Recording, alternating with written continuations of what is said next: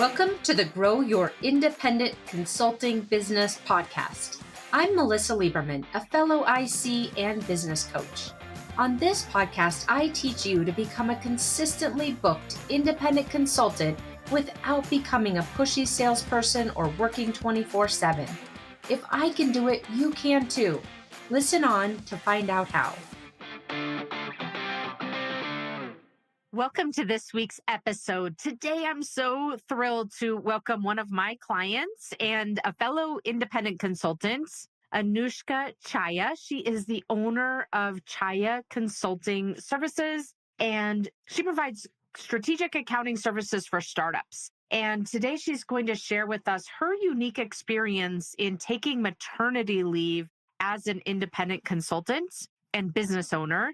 And first, I want to tell you, even if you're not in the position to be taking a maternity leave of any sort in your life, this episode is really valuable because it really applies to any type of leave that you might want to take, whether it's taking parental leave or taking a break on your business to support an aging parent, or you might want to go on a sabbatical or take a few months off and travel the world. So whatever the reason is that you might be taking some time off in your business, what Anushka is about to share with you is incredibly valuable. She talks about what she did to prepare for leave and what she did during her leave, and then what she did when she re-entered back into her business.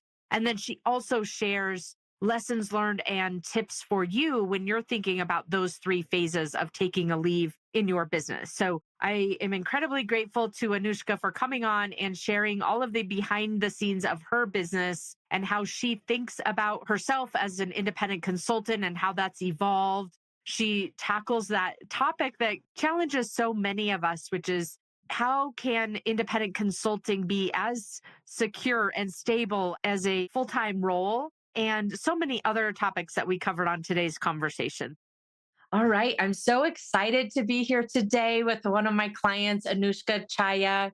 She is the owner of Chhaya Consulting, and she'll tell you a little bit more about it. But I'm so excited to have her on the podcast because she went through a really unique experience for consultants this past year, having her second baby and going through maternity leave as a consulting business owner and independent consultant. And she has generously agreed to come on today's episode and share with you what that experience has been like for her and her lessons learned. And listen, if you're not someone who is planning to go on a maternity leave as a consultant, not to worry. I think this applies to so many different things, whether you're going on a sabbatical or just, choosing to take some time off in your business for whatever reason. Maybe you're helping an ailing parent or family member. What she's going to share with us today is going to be valuable for any of those type of life changes. So with that, I'm so excited to have you here today, Anushka. Will you start off with introducing yourself to the audience and telling us about you and your business?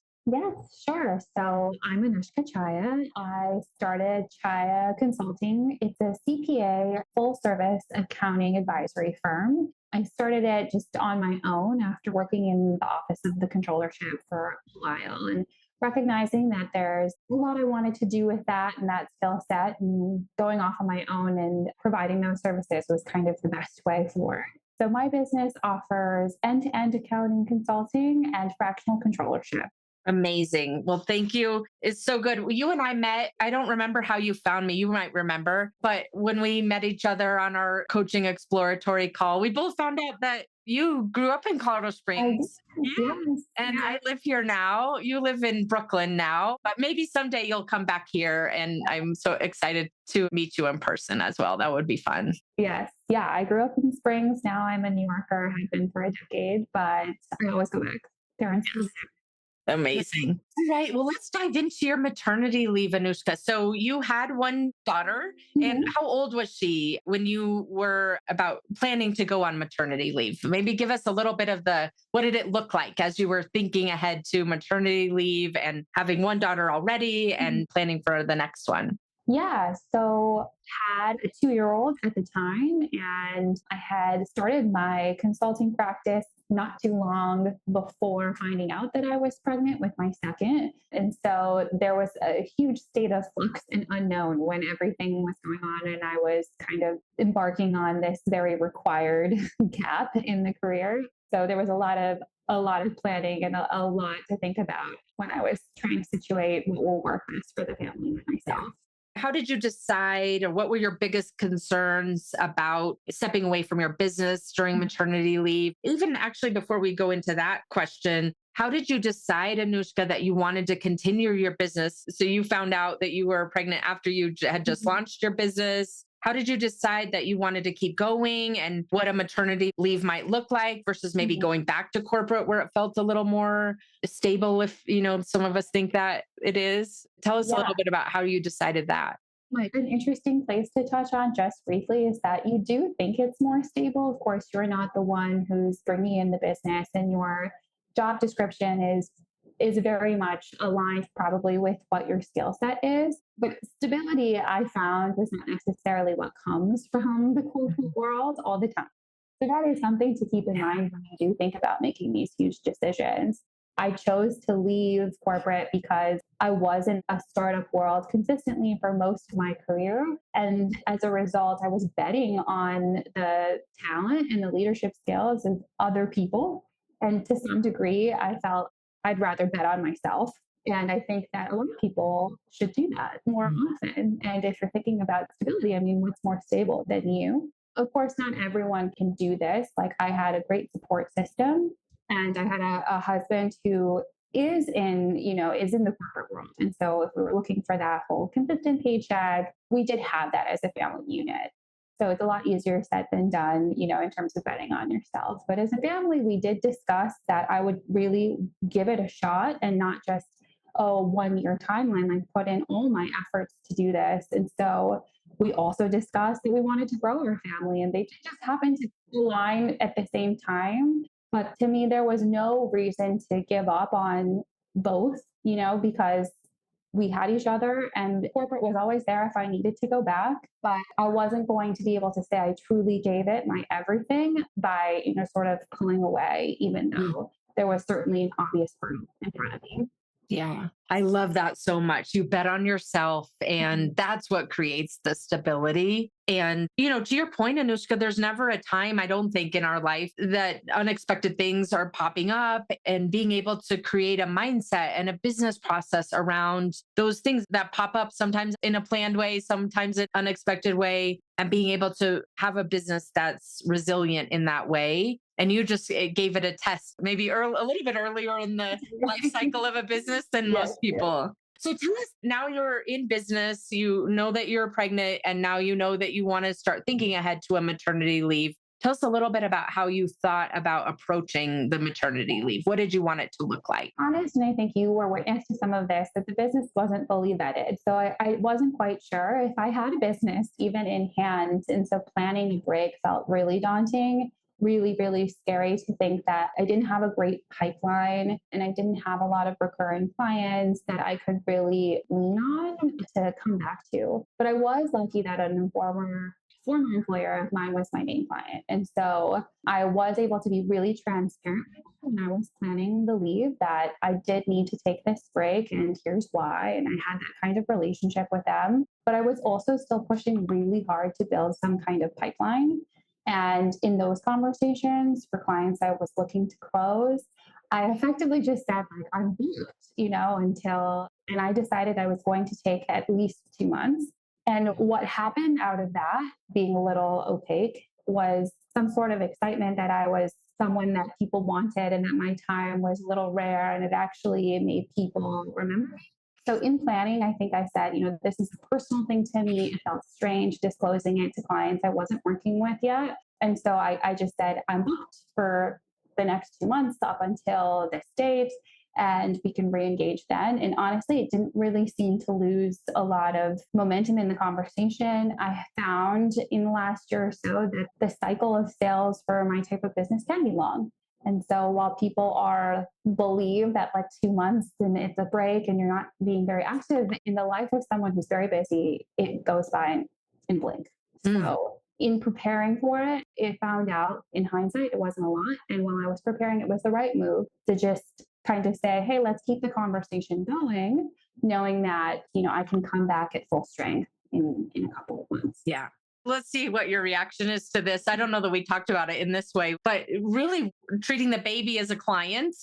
That's right. It's kind of like we talked about before on this podcast, treating your business as one of your primary clients. The baby in this way is fully booked, fully taking your capacity. And what does that look like? Because then it leverages systems that you might already even have in place in your business, right? When you're building your pipeline and you don't have immediate capacity to take on a client, what would you then be saying to them? And that's really what you were doing, is building up that process of what do I do when I've got more demand than supply?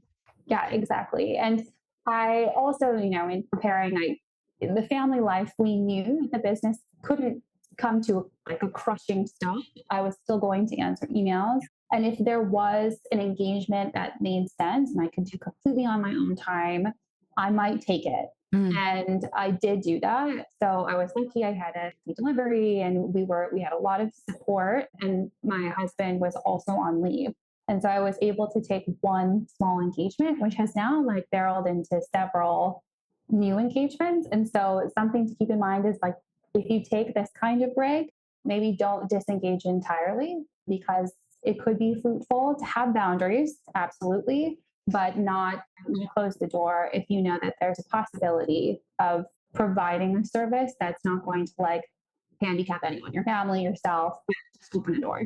So, how did you think about those boundaries, Anushka? When you were planning ahead for maternity leave, did you kind of tell us some of the practicalities of what those boundaries look like for you? Because I know when I open my laptop, it might sometimes it leads to a whole rabbit trail. So, tell Yeah. us how you thought about that, and then what you put in place to keep the boundaries in place. So you didn't completely disengage, but at the same Mhm. time, it wasn't kind of getting back to business as usual either.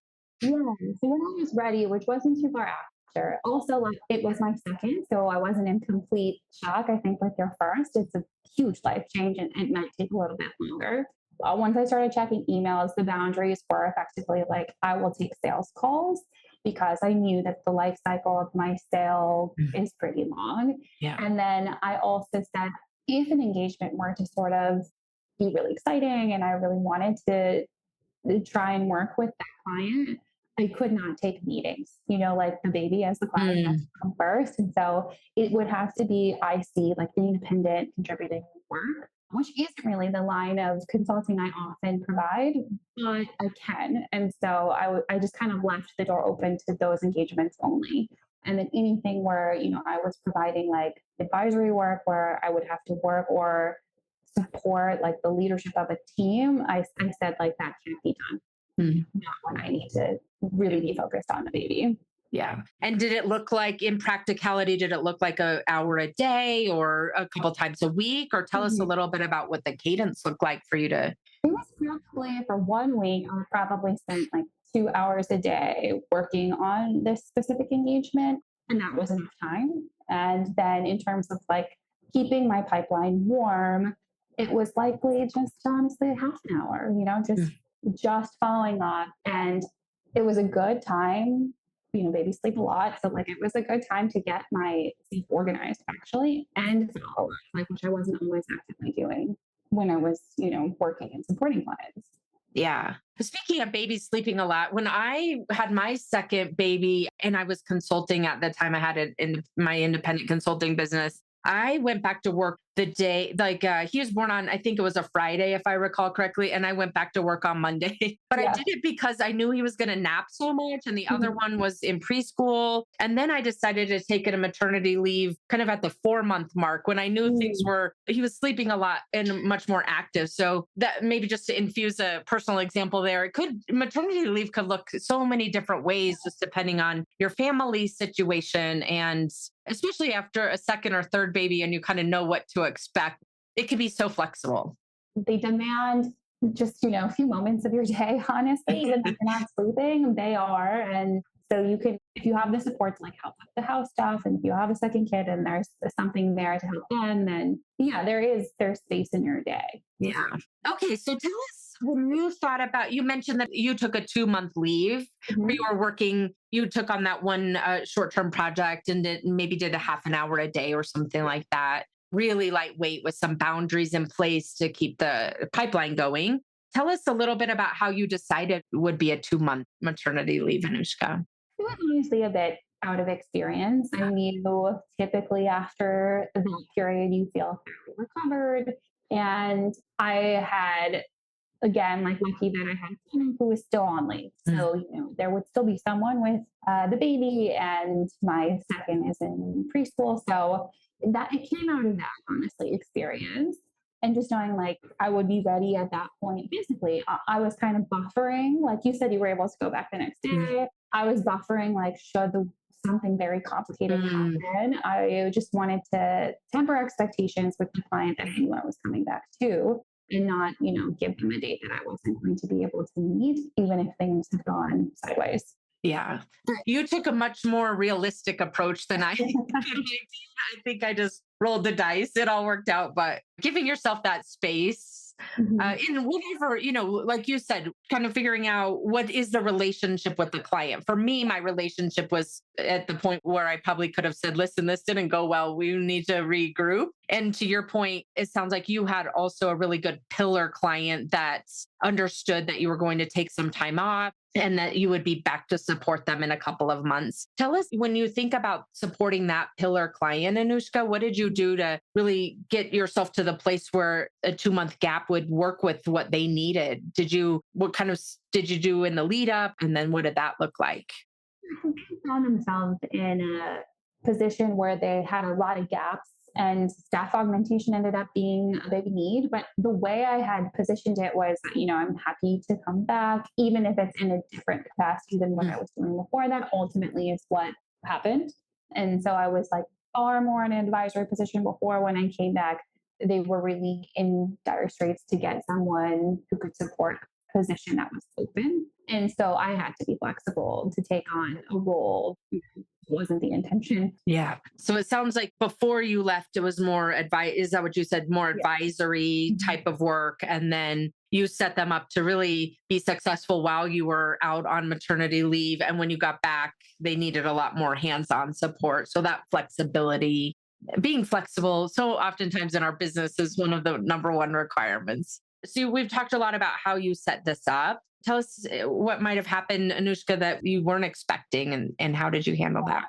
I think, and this is very specific to someone who is physically going through pregnancy and delivery, but I think there are so many people who do go through this. You had to extend a lot of grace, and a challenge I didn't really anticipate, even though I had gone through it before, was just how difficult your day to day is, and how handicapped you are when you're growing a human versus how different your brain works, and how much more agile, flexible, all of these things you are after. And there was times I was gaslighting myself, like, am I really this tired? Can I really do this? And I have found, just with the efficiencies of having strength, like, my business is I'm much more capable, and my business is growing. So, like, that was unexpected because I thought I was going to come back to a situation where I was basically at square one. I just had this one client, Mm. because I wasn't able to keep things as warm and get things moving as quickly before going on leave. But then I found unexpectedly that it was a function of being pregnant to some degree that I didn't really understand. So that was like unforeseen, and ended up being, a great silver lining at the end of all of this, that I was able to find my way out of that. So if anyone is going through that, I would just say, remember, you're doing something big, even if Yeah. you're not recognizing it and actively engaged in it day to day. It's happening, and it does take a lot of your energy and time. Yeah, I think that's so important is the lead up, right? A lot of times we think about what's maternity going to look like and what might it look like afterward. But to your point, giving yourself that flexibility up front, even of knowing your brain might not work the same, your energy levels might not be the same. Whether it's maternity leave or maybe you've got a longer term illness or other family members you're trying to support, it's really being more realistic, maybe, and practical with ourselves. Yeah, you Yeah. might be in the challenge. You might think, oh, the challenge is what will happen when I return? But I guess that I was in the challenging time, not recognizing it. And then Mm, sure, if you are battling all kinds of things, external or not, internal, like you might be in that moment. So also a good reason not to give up yeah. because you might be coming back to a much more positive situation than you realize. I think that's so important because you could have easily said, this is so hard. This is so challenging. I'm going to be starting over when I get back. Those sentences in your brain could have easily sent Mhm. you down a different path and not, to your point, not betting on yourself into a direction where you weren't betting on yourself anymore. Yes. But being able to recognize, at least in part in the moment, that part of my challenge right now is temporary, and not letting that create frustration and discouragement that sends you off into, a place of giving up on the business or even reducing your goals. Yeah. Let's think about your goals if you're game to, Anushka, for a Mhm. moment. When you thought about setting your goals for this year and knowing Mhm. that you were going to be out for a period of time, how did you think about goal setting in that way? Let's be a little realistic. You're going to be completely out of commission for 2 months. That's certainly time like in a regular year I would have been able to spend gaining some kind of top line revenue. But with your support, it was pretty clear that like I was always anchoring that goal to my full time salary. And this is a different business model. So outside of that, it was a mind shift change to recognize that like this is a business and you should be looking at contract level. And so so yes, I decreased my goal slightly, but it was still a pretty lofty goal. Yeah. Try to put something in front of me that would take efforts and I would be really excited if I were to accomplish it. Tell us a little bit about unexpected benefits did you encounter as you took maternity leave? What happened that maybe you didn't expect? So, what I certainly didn't recognize when I started consulting was how much you have to think about. I'm using the words now, but I wasn't talking about my pipeline or the conversion rate or like the how long it takes to sell or even really coming up with a true plan and goal. And so a huge benefit I think was to be able to reset, and it was a forced pause. And so it forced me then to actually plan it out. I Mm. had a goal, but I didn't know exactly how those contracts were going to be made. Now, when I returned, I knew exactly what was in the pipeline. I had been keeping that warm. I knew exactly which contracts were very close to closing to get me to these goals that I had for the end of the year. And I don't think I would have taken, it would have taken me a little longer, or I might not have done it if I did not take a break. Also, illustrating you need to be your own client as well. Yeah.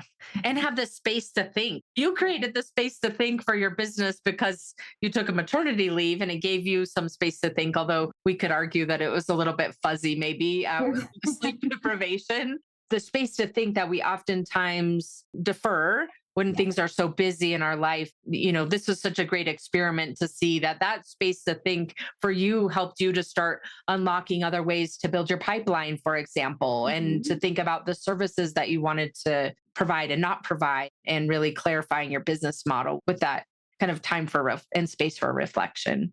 Yeah, exactly. And I'll say now it was useful to the point that I'm reviewing it every morning. Mm. So I just think I wouldn't have had that kind of guidance had I not.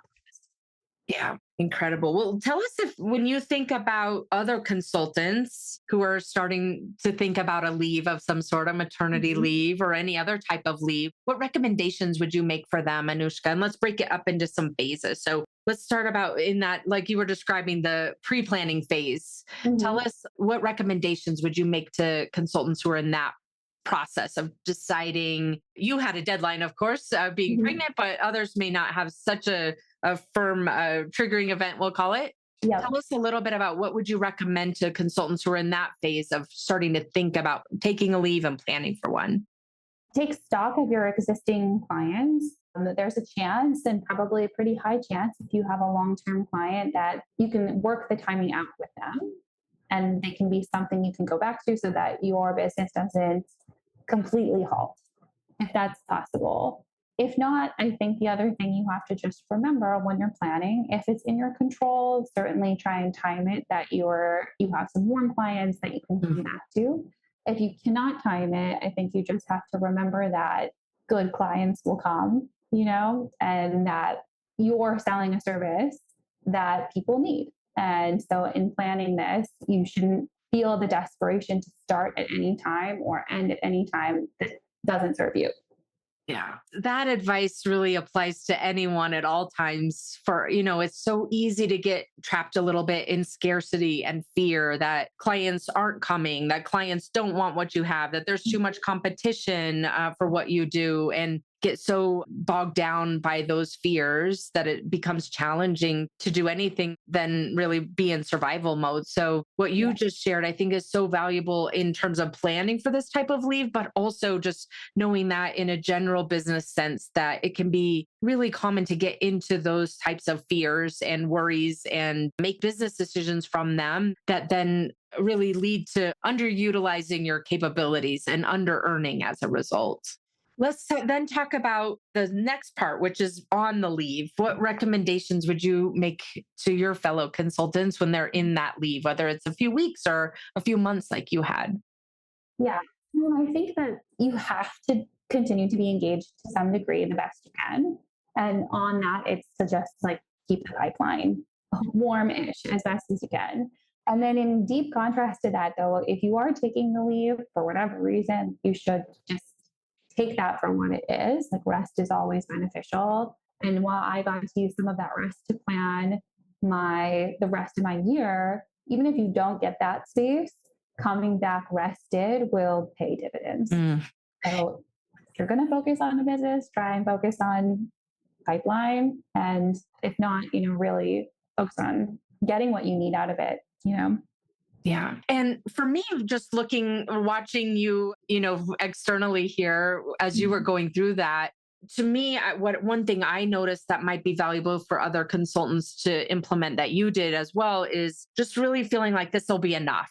This will be, and reminding yourself, this will be enough. It's 30 minutes a day or a couple times a week, where, however it looked like in your schedule, that this will be plenty. I'll be able to keep my pipeline going. I'll be able to hit my goals in Q4. Maybe not 100% believing that all the time, but most of the time, to the point where it didn't send you back into a panic or cause you to come back from maternity leave earlier than you had planned out, where you would continuously remind yourself, this will be plenty. And it ultimately was. Yeah. Yeah. And I think it's what you kind of teach pretty often, like your mindset, right? If I had gone into it saying it's not money, then maybe it wouldn't have worked out as and then I wouldn't have been as confident in the meetings I was having. And then everyone would have been suffering, including myself, because I didn't take the break I needed. Yeah. And that part of it, I think we could put all the strategies in place and some of the tactics and boundaries, but the work you've done on a mental side of getting to the place of, I'm a business owner, as you shared a minute ago. This is working. I can ramp it up and down and still be successful. And having that sense of I'm betting on myself, to me, just looking at what you've been able to do from my vantage point has been at the heart of your success, shifting that mindset. And then the, routines and strategies and that type of thing come so much more naturally as a byproduct of the mindset shift that's occurred. Yeah, absolutely. Okay, so now tell us about the third phase, which is returning back from a leave. And what would you recommend to other consultants to help them to make the most of that time as they're re-entering their business? Also, like stress, client quality as you're re-entering. So again, don't come at the conversations from a point of scarcity. Recognize that like if you come back to a client you're not excited about, like this is going to be a bad way to start your business again. And you might be then in a spiral to think maybe I shouldn't be doing this business at all. So do stress that when you return, especially if you're not returning to an anchor client or one that you had prior. And I think that was something I certainly learned was just, if I'm going to take now time away from two kids, like it should be doing work that I relatively enjoy. So think critically about that when you return and also recognize that you and circumstances have likely changed. So make a plan for that. Whether it's like You have to update your pricing because you only know you have so many hours, but you feel you provide quality work. And so the price is warranted. You really should be thinking about all aspects of the balance of your life and the types of clients you'll take to be able to like get the most out of return. I love that thought process, Anushka, because whatever the situation is, we could use a baby as a forcing function in a way or, other types of leave, but it's just such a important time in life to understand that time is valuable, that your mental capacity is valuable, that what you're doing for clients is so valuable for them. And really realigning your business model. It's a great time or forcing function to realign the business models, say, I've got something really valuable to offer to clients. And who are those most ideal clients that would want the type of strategy services, for example, from me, where I'm not working 40 or 50 hours a week, kind of in the weeds of delivery anymore, because every hour in the day and every hour in the week is so much more valuable now that you've got, in your example, two beautiful girls and your family to prioritize as well. So I always love using those types of situations, whether it's a new baby or, even just something that's changed in your life that helps you to revisit and say, okay, I need to relook at the business and my business model and what am I saying yes to? And as a result, then what am I saying no to, either directly or indirectly by those choices? Yeah, yeah, exactly.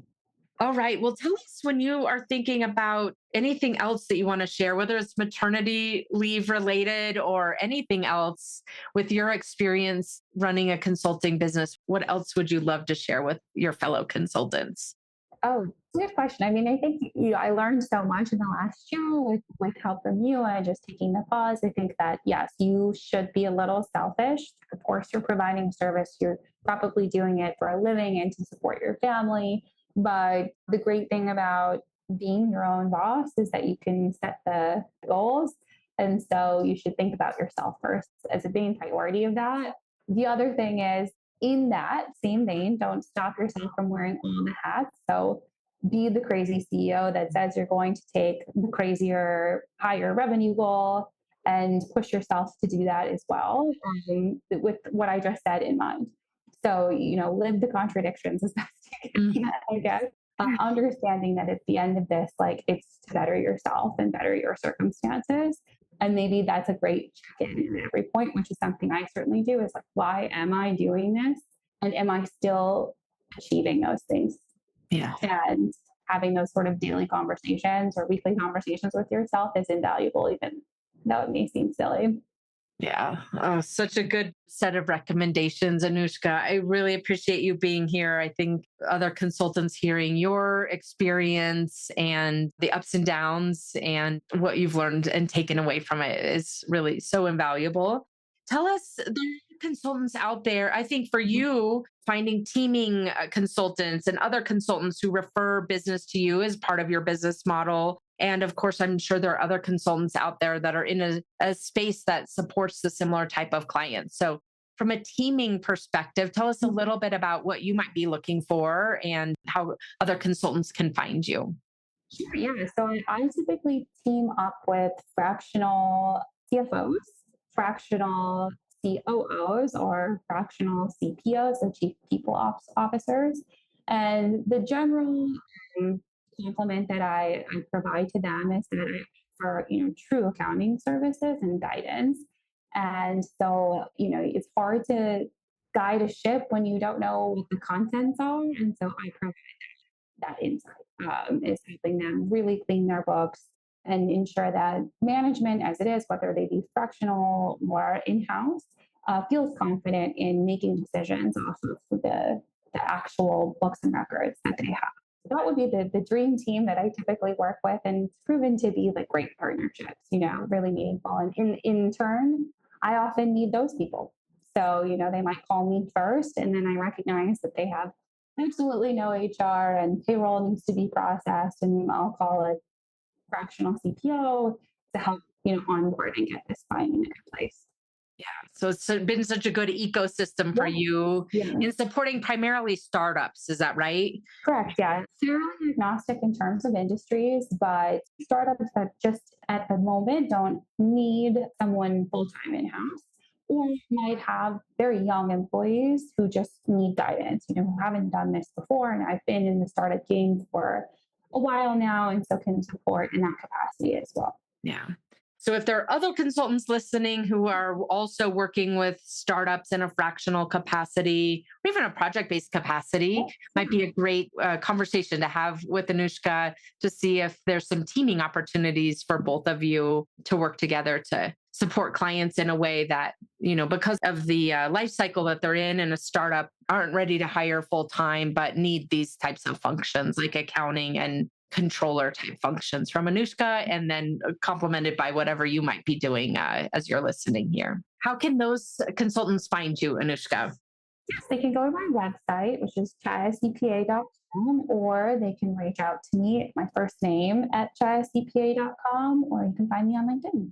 Amazing. Well, we'll put all of those links in the show notes so you can just click and find Anushka if it feels like it would be a valuable conversation to talk with her about teaming together in acquiring startup clients. So, all right, amazing. Well, thank you again, Anushka, for your time today. We really appreciate you being here, and I will talk with you again soon. Thanks for joining me this week on the Grow Your Independent Consulting Business podcast. If you liked today's episode, I have 3 quick next steps for you. First, click subscribe on Apple Podcasts or wherever you listen to make sure you don't miss future episodes. Next, leave me a review in your podcast app so other independent consultants can find and benefit too. And finally, to put the ideas from today's episode into action, head over to melissalieberman.com for the show notes and more resources to help you grow your consulting practice from your first few projects into a full-fledged business. See you next week.